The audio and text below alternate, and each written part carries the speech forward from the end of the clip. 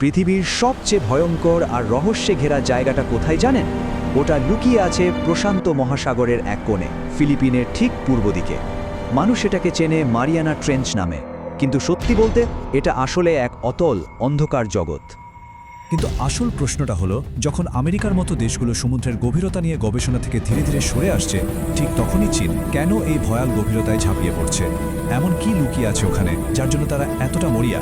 চলুন আজকের এই আলোচনায় আমরা সেই রহস্যটাই খুঁজে বের করব। এই প্রশ্নের উত্তর পেতে হলে আমাদের প্রথমে ডুব দিতে হবে সেই অচেনা জগতে, ফিলিপাইনের পূর্বে থাকা পৃথিবীর গভীরতম সেই জায়গায়, যেখানে চাপ আর অন্ধকার আমাদের কল্পনারও অনেক বাইরে। সমুদ্রের ওপরটা দেখতে যতটা শান্ত আর ঝকঝকে, এর নিচেই কিন্তু লুকিয়ে আছে সম্পূর্ণ এক অন্য পৃথিবী। চলুন সেই গভীরতায় নামা শুরু করা যাক। নামার সাথে সাথে দেখবেন আমাদের চেনা জগৎটা কিভাবে পাল্টে যেতে শুরু করে। ধরুন প্রায় 200 মিটার পর্যন্ত পানির নিচে নামা গেল। এই পর্যন্তই যা একটু আলো আর জীবনের ছোঁয়া। এরপরে অন্ধকার যেন সব কিছু গিলে খেতে শুরু করে। আর যত নিচে নামা যায়, পানির চাপটা বাড়তে থাকে ভয়ঙ্করভাবে। মনে হবে যেন চারপাশ থেকে কোনো অদৃশ্য শক্তি শরীরটাকে পিষে ফেলতে চাইছে। 1 কিলোমিটার নিচে পৌঁছানোর পর সূর্যের আলোর আর চিহ্নমাত্র থাকে না। আর ঠিক সেখান থেকেই শুরু হয় এক অদ্ভুত জাদুকরী জগৎ, যেখানে প্রাণীরা নিজেরাই নিজেদের শরীর থেকে আলো জ্বালিয়ে শিকার ধরে পথ চলে। আলোর শেষ বিন্দুটাও যখন হারিয়ে গেল, আমরা তখন এমন এক জগতে ঢুকছি যেটাকে ভিন্ন গ্রহের কোনো জগৎ বললেও কিন্তু ভুল হবে না। প্রায় 4000 মিটার নিচে আমরা পৌঁছে যাই অ্যাবিসাল জোনে, মানে অতল এক অঞ্চলে। এখানকার চির অন্ধকারে সমুদ্রের তলটা দেখলে মনে হবে যেন এক বিশাল অন্ধকার মরুভূমিতে এসে পড়েছি। চারদিকে শুধু মিহি পলি মাটি। আচ্ছা, এই যে পলিমাটির কথা বললাম, এটা আসলে কি দিয়ে তৈরি বলুন তো? এর একটা দারুণ নাম আছে, মেরিন স্নো, মানে সমুদ্রের তুষার। আসলে ওপরের স্তর থেকে ধীরে ধীরে ঝরে পড়া মরা মাছ, প্ল্যাঙ্কটন আর ধূলিকণা দিয়েই এই স্তরটা তৈরি। কোটি কোটি বছরের ইতিহাস যেন এখানে জমা হয়ে আছে। খাবারের অভাবে এই অতল অন্ধকারে জীবন টিকিয়ে রাখা প্রায় অসম্ভব। কিন্তু মাঝে মাঝে একটা অবিশ্বাস্য ঘটনা ঘটে, যেটাকে বলে হুয়েল ফল। মানে যখন কোনো বিশাল তিমি মারা গিয়ে সমুদ্রের এই তলায় এসে পড়ে, তখন তার মৃতদেহকে ঘিরে হঠাৎ করেই একটা নতুন জগৎ তৈরি হয়, যেটা কিনা বছরের পর বছর ধরে অসংখ্য জীবের খাবারের যোগান দেয়। আর এরও অনেক নিচে, ঠিক 11,000 মিটার গভীরে রয়েছে মারিয়ানা ট্রেঞ্চের একদম শেষ বিন্দু, চ্যালেঞ্জার ডিপ। এখানে চাপটা কতটা ভয়ঙ্কর জানেন? সমুদ্রপৃষ্ঠের চেয়ে 600 গুণেরও বেশি।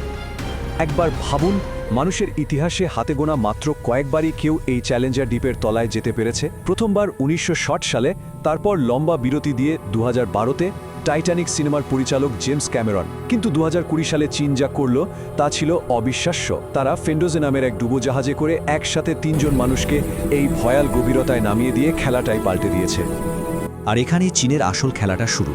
ওরা আর পুরনো বিশাল আর দামি ডুবোজাহাজের পেছনে ছুটছে না। ওদের স্ট্র্যাটেজিটা একদম আলাদা।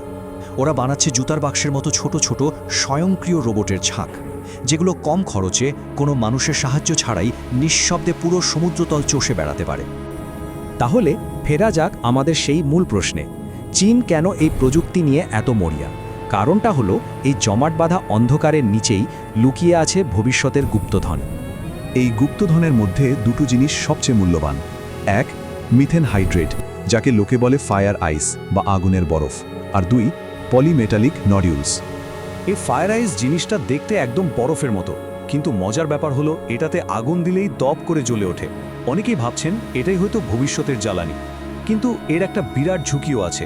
এই জমাট গ্যাস তুলতে গিয়ে যদি সমুদ্রের তলদেশ ধসে পড়ে, তাহলে বিপুল পরিমাণ গ্রিনহাউস গ্যাস বায়ুমণ্ডলে মিশে যেতে পারে, যা এক কথায় হবে ভয়াবহ। আর দ্বিতীয় যে সম্পদটার কথা বলছিলাম, সেটা হলো পলিমেটালিক নডিউল।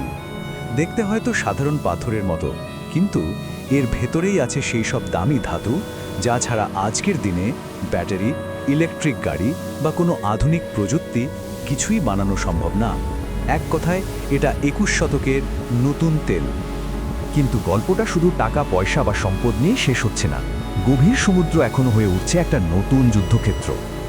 আমরা যে আধুনিক দুনিয়ায় বাস করি, তার পুরো স্নায়ুতন্ত্রটা কিন্তু লুকিয়ে আছে সমুদ্রের নিচে। মানে এই যে লক্ষ লক্ষ কিলোমিটার লম্বা সাবমেরিন কেবল, আমাদের 99% ইন্টারনেট, ব্যাংকের লেনদেন, এমনকি দেশের সুরক্ষার গোপন তথ্য সবকিছুই কিন্তু এই তারের উপর ভরসা করেই চলে। শুনতে অবাক লাগলেও এই পুরো সিস্টেমটা কিন্তু ভীষণ ঠুনকো। একটা সাধারণ জাহাজের নোঙর ছিঁড়ে ফেলতে পারে এই কেবল, আর তাতেই একটা গোটা দেশ অচল হয়ে যেতে পারে।